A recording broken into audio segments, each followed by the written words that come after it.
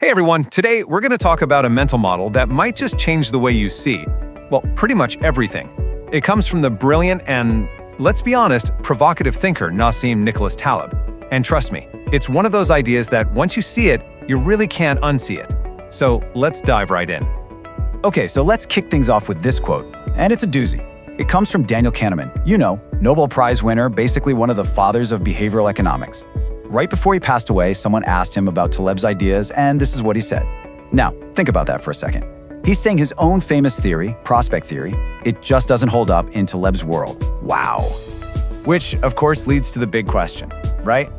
What on earth is this Taleb's world?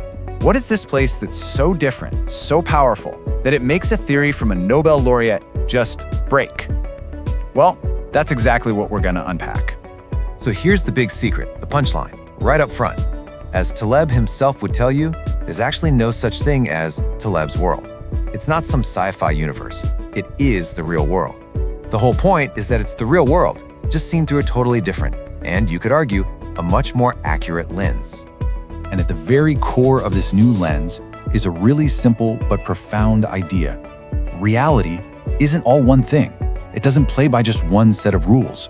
No, it's actually split into two completely different domains, two environments that operate in totally different ways. So, let's meet these two worlds.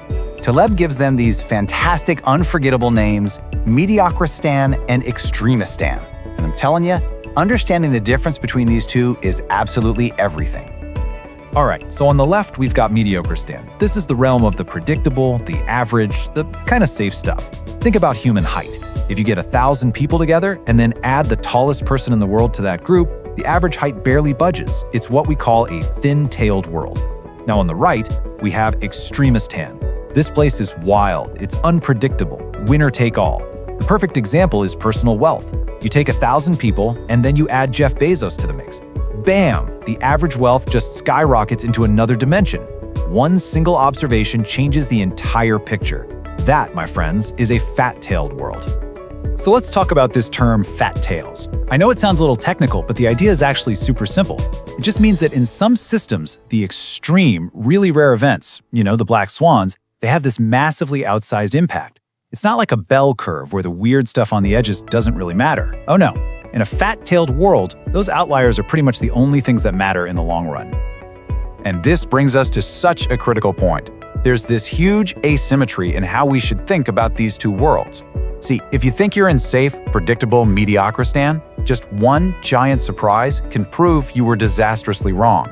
But if you think you're in wild Extremistan, a long period where nothing happens proves absolutely nothing. The monster could just be sleeping. So here's the rule of thumb. Your default assumption should always be that you're in Extremistan, unless there's some hard physical reason you're not. Like, gravity keeps people from being 5 miles tall. Okay, so what happens when people get this wrong? Well, the consequences can be massive, especially in a field that is obsessed with models, finance. I mean, we've all seen this story play out, right? The so-called experts are totally blindsided by a massive market crash. So why does this keep happening? It's not just that they're bad at predicting things, it's that they are using the wrong map for the territory. And there's your answer, right there. It's not simple. They build all these beautiful, elegant, complicated models based on the rules of the safe, average world of Mediocristan. But the thing is, the market doesn't live there. The financial market is pure, uncut Extremistan. But so much of traditional finance, with its neat little bell curves, just pretends it's not. The market is all about winner-take-all effects. And what's worse, the whole system is built to reward people who show nice, steady, frequent returns. So everyone has an incentive to just ignore that tiny chance of a gigantic, catastrophic loss.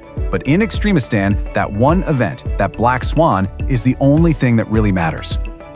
Now, this whole framework, it doesn't just mess with our ideas about finance, it completely flips our understanding of what it even means to be rational. So think about this for a second. We've all heard the advice, right?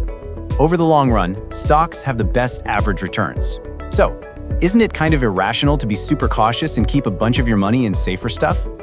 If you ask some behavioral economists who, build their theories in these simplified, predictable lab settings, they might actually say yes. They might look at you and say your caution is a cognitive bias. They'd call you irrational for choosing bonds over stocks, because in their nice, thin-tailed models, you're just leaving free money on the table. But this is where Taleb comes in with this incredibly powerful counterargument. For him, being rational isn't about squeezing every last drop of return out of a spreadsheet model. It's about one thing and one thing only: making sure you live to fight another day in the real, messy, unpredictable world. So let's just reframe this whole thing. Sure, a certain behavior might look irrational in a lab, but the real world is Extremistan, where the totally unexpected can and will happen. And in that world, the single most rational thing a person can do is avoid any path that has even a tiny, remote chance of wiping you out completely. Survival is more important than optimization, every single time.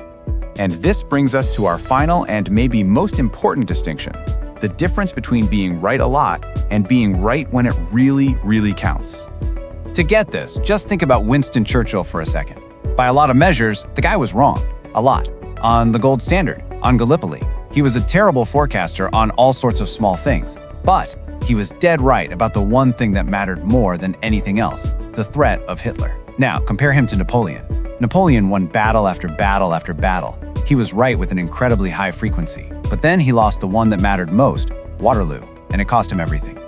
And Taleb just nails it with this quote: "In the real world, you're not paid in frequency, you're paid in dollars and cents. The world doesn't give you a prize for how often you're right. It rewards you based on the size of the consequences when you are. The payoff is what matters, not how many times you called it right."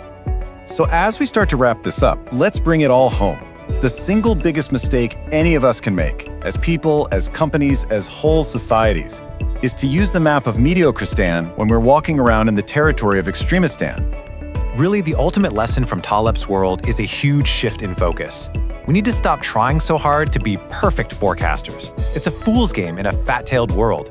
Instead, we should be focusing all our energy on building systems and portfolios and lives that are robust, that can survive and maybe even benefit from the crazy uncertainty of reality. And that leaves us with one last question for you to think about. When you look at your own decisions, in your job, with your money, in your life, just ask yourself this: is my strategy built to be right most of the time, or is it built to survive when it counts the most? Because in Taleb's world, that's really the only question that matters.